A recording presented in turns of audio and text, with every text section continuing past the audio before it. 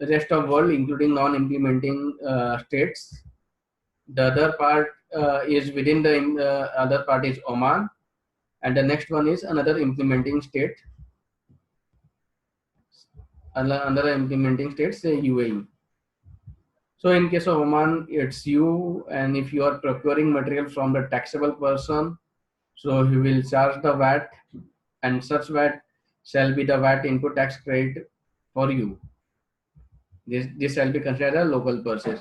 And if you are procuring material from another state, another countries which is registered, another implementing states of GCC, that is, for example, UAE. If you are procuring such supplies from the UAE, then such transactions shall be considered as an import for you, and you have to pay VAT, Oman VAT, under reverse charge mechanism or under import of goods mechanism. And if you are importing from out of world, rest of the world, including non-implementing states, so that transaction will be considered as an import purchase, and VAT shall be levied under import of goods, and you have to pay VAT at the time of clearing the goods from the custom.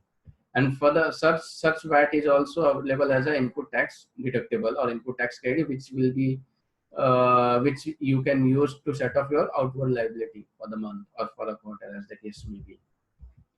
Say in case of branch transfer, you are transferring your goods from one location to another location within Oman, then there shall not be any VAT on such transaction. And if you are selling from your branch, then VAT shall be levied on such supplies.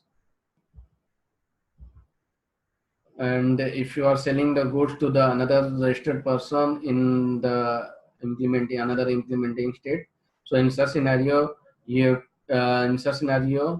importer will pay, the importer in UAE will pay the VAT under reverse charge mechanism under at the custom port. And there is no Oman VAT in case of intra-GCC transaction. Please note that intra-GCC transaction means transaction with the implementing state of GCC.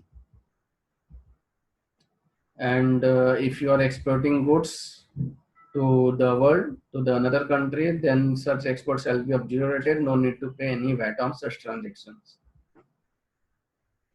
And if you are selling the goods to UAE to the unregistered person, so in such scenario, if you are selling to goods in another implementing GCC state to an unregistered person in that GCC country, then Oman VAT is required to be paid.